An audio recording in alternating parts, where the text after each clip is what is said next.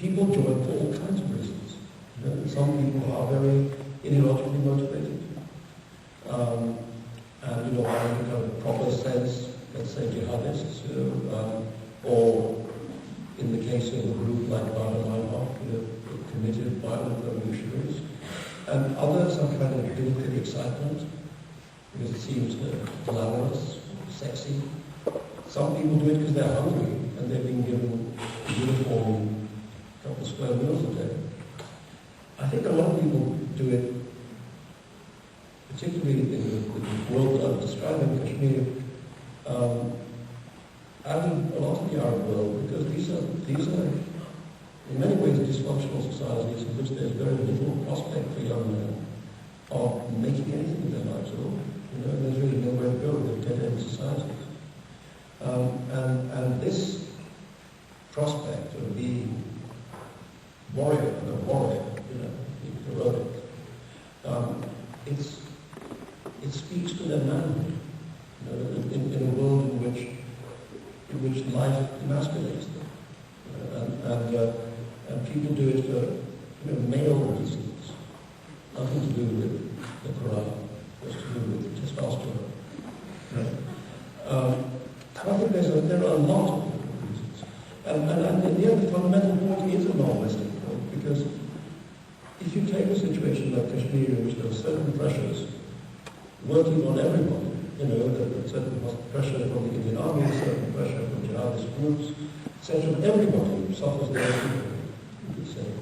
Some people become violent, and others do not. So why this man and not the man living next door to him? You know, why does this person pick up a gun and not the person next door? And the answer to that is the old non-Western answer. It's to do with character. This person has it in its character to be able to do that. Some people are capable of things, other people are not capable of things. Some people are willing to be led, other people are not so easily led. You know, so in the end, to understand why somebody goes down this kind of road, you have to look at character. You know, it is about character, it's not about ego. Well, since you brought up testosterone, it's mainly to my next topic. Oh, good. I want to ask you about it. But I still like it. His stuff. I mean, with the recent book, it sits there like a brick on my table, accusing me of not having read it, or I haven't read it. But I do always like the show. And I'm a great point of there's your friends, you know. You have to mention your friends, otherwise they will cross.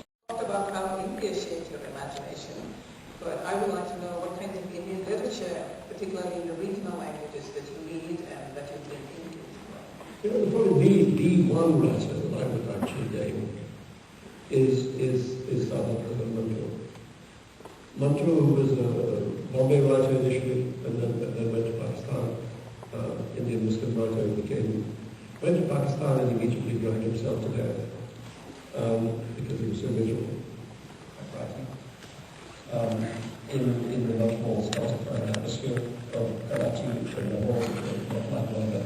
But the thing that's interesting about Manju as a writer, and he's a short story writer, you know, not a novelist, is that he did something which was very unfashionable at the time, less unfashionable now, which was to write about low life, not about you know, highly educated, affluent people, which are the kind of people that Tagore wrote about. But about the gutter, about cheap thieves and prostitutes and drunkards. And a lot of the time he was undervalued, I think, as a writer, because of that choice of material.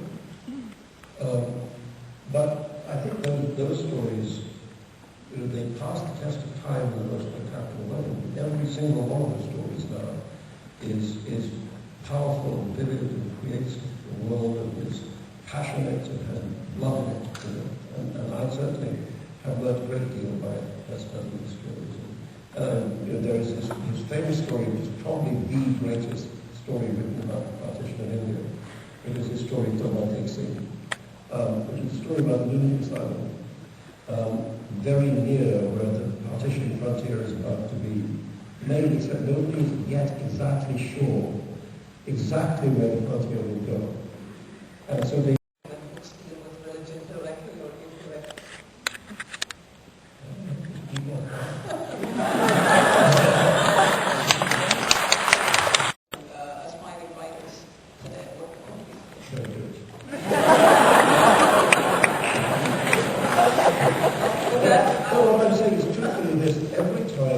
writers get asked to answer this question quite a lot. And the truth is that every time I've met a real writer, whether he or she, like when I met Zadie Smith, she was not even 21 years old. And she never published a book. And it was absolutely obvious to me within 5 minutes of meeting her that she was a writer. Every real writer I've met has not needed that question answered because they know the answer to the question. And if you don't know the answer to the question, don't do it. There are enough of us already.